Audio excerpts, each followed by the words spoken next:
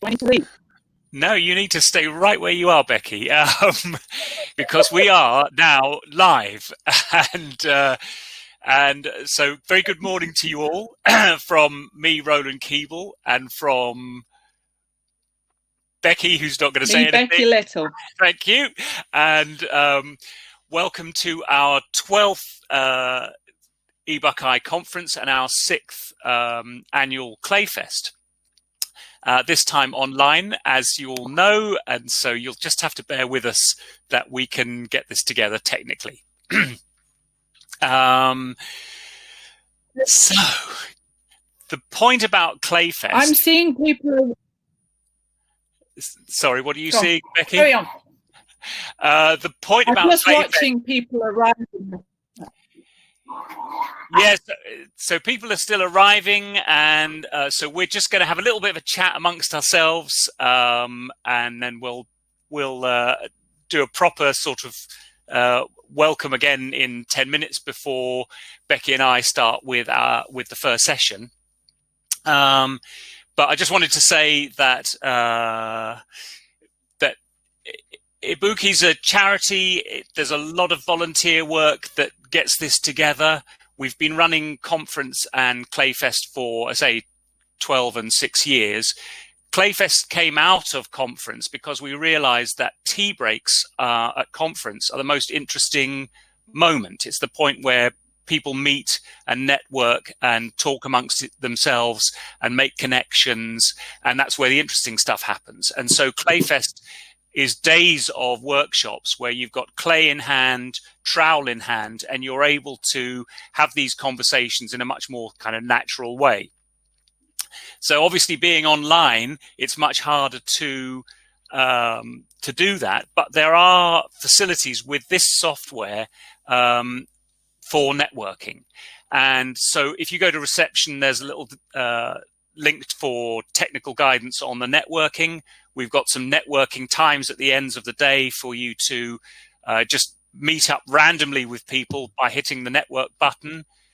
You can also go to the people button on the far right-hand side of the screen and send a personal message to someone and have a little conversation in a breakout room when it all gets too much, or when there's a tea break or a lunch break.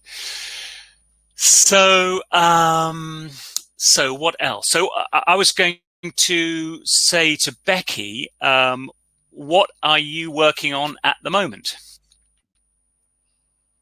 I'm working on keeping my dogs quiet, who are having a little rough and tumble in the next room.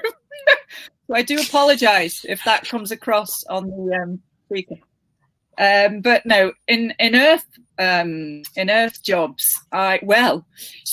this lockdown we built a shelter in the garden, and I don't know if anyone's been looking on Facebook and things, but we covered it in seaweed as a bit of an experiment. So that's quite exciting. Having a go at seaweed thatch.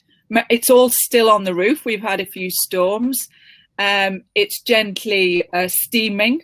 And yeah, so far so good. So that's a little experiment that we've been doing. And the other bit has been some cobauge render tests. So that's also ongoing.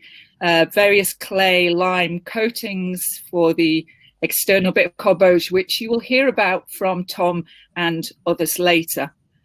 Hey, hi everyone. There's Fayla here. There's Annabelle, Andy, hi, Ken.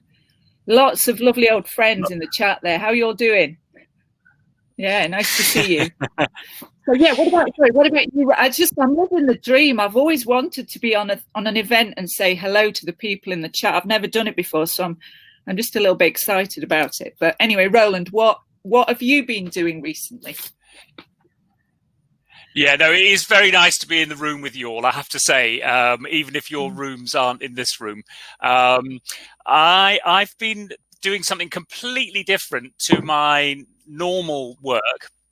My normal work is very clean and dry because it's about rammed earth. But I've been playing with making mass stoves. So everything's much wetter. There's fibers in it. straw and cellulose fibers, and I've been using jute scrim because I'm making big blocks. They're like 1 meter wide with various holes through them. And so it's all about controlling the shrinkage, which is your world, Becky. And so it's taken a little bit of thing to change your headspace into this wet shrinkable stuff.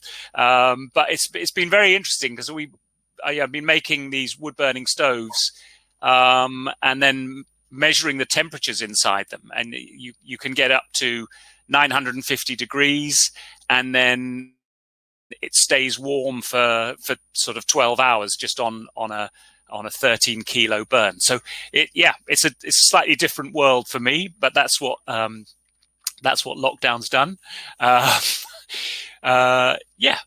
And so we are now getting towards, we've got quite a few people in the room, and I think we could just say again, welcome to 2020 Clayfest online. We've got a fantastic lineup. I mean, it's just been so interesting to get we put out the call for speakers and to get those calls coming in and reading the proposals and then reading what the different speakers are talking about. And a couple of them have come in as recordings, and I've had just a little sneak peek on a couple of them. And immediately all of the subjects that you think, I don't know anything about this, and am I really interested in this, suddenly become alive. And you're thinking, yeah, absolutely, this is what I want to hear. And there's loads of it. And so if you need to go out and make a cup of tea, that's fine, because you'll get a recording afterwards, and you can catch up with anything that you missed. Particularly Peter in Australia, you can go to bed. It'll be all right. It'll still be there in the morning. Although I know you like to be in the live space.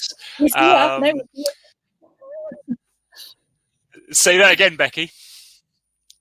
Yeah, Peter's here. I see him. And Alison joined us, and Francois here, and Sophie. Hello, Sophie. It's lovely.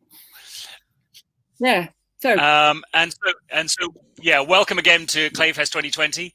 It's it is this chance to try and reach out to people and show that there is quite a lot of activity going on. And this year, probably more than ever, we're looking at what's going on internationally, as well as what's happening in the UK. And that's something that the online has given us. So we've got speakers from Africa and the US and Ireland and Nicaragua, and so it's an opportunity, and we just have to see it like that. Do you want to say something about Ibuki and where we're at as an organisation, Becky? Ooh, I don't know where to start. Well, we are very active in many different areas. We will be talking a lot about training the next 2 days, and what we've tried to do in the last few years, which is a bit of an uphill struggle, if I'm honest, but we will give you updates on our training strategy and our courses and our work with partners on lots of different training projects. And yeah, delighted to see quite a lot of new members and new people joining this event today, which is brilliant. I tell you what, folk, if you put in the chat where you're from, that's really interesting for everyone else to see who's coming from all different places. That would be great. I'm just keeping an eye on time.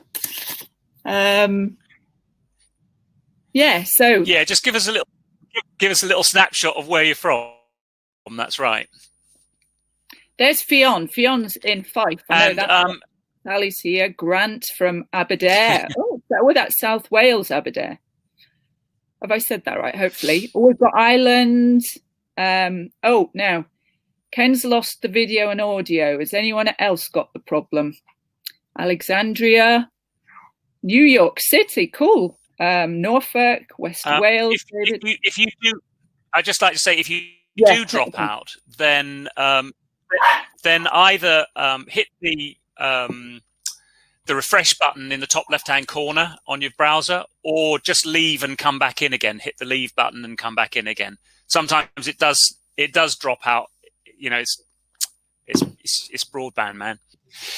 Yeah. Yeah. So Robin just put a little note up about what to do if you drop out as well. So I'd also, so what Becky was saying is that we've got a lot of stuff going on here with in training, in standards, regulations, all of these kinds of things. And what I wanted to say about that really was that it's only possible because we're an earth building organization. Myself as a builder or consultant, I'm not able to do those things. And Becky as a builder and research and training, she's not able to do those things on her own. It only happens because we're a group of people. We've come together. As soon as we've done that at a national level, and we are a national organization because Becky's in Scotland and I'm in London and Lou's in Wales. We've got people all over the place. We don't have an office. We don't have a central place. Our central place is Zoom. We get together as often as we can. It's not so easy because you have to bring people from across the country to get together, and that costs money and it takes time and all of those things. But as soon as you've registered yourself as being there, then suddenly people start getting in touch with you. And that's why we've been able to do a lot of the projects that we've done with European partners, and reaching out then to other similar kinds of organizations in the US, also thinking about organizations in Africa, India. We've just done a session with INTBAU talking about organizations and networking. It's a different kind of work to earth building work, and we're probably not the best people to be doing it, but we're the only people to do it because we're the only people that know anything about earth and earth building and who's in and who's out and what they're doing and how they're doing it, and able to express those kinds of conversations. And so I think, something that's really clear to me now is that if you don't have a national organization and you're thinking, where the hell is my national organization? Make it, do it, because you can just give yourself permission and get on with it. And if you think, maybe there is a national organization or a regional organization and it's there, and you haven't joined it for some reason, then I would just say join it, because the more you do, the faster things can move, the better things can move, the more that you're in the conversation with those others. So that's my well done. That's my message.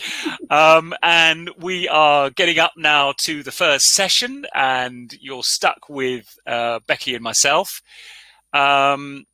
We were brought into a European network of organizations back in 2011, working on training standards, that is to say learning outcomes, which are the things that you need to know in order to be assessed, in order to get a certificate.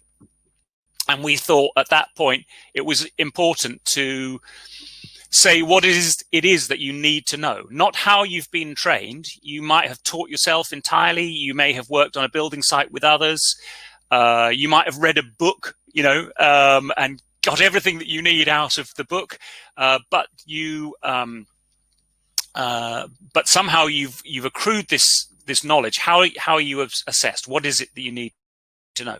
And so we got into that project and we published those, and there are links to those all over our website and elsewhere. And I really highly recommend that you go and have a look at them, because although they're called European Community Vocational Education and Training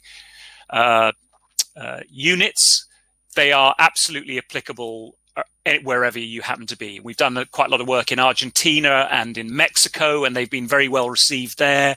And we've showed them in Senegal and Zimbabwe, and people perfectly well understand what they're about.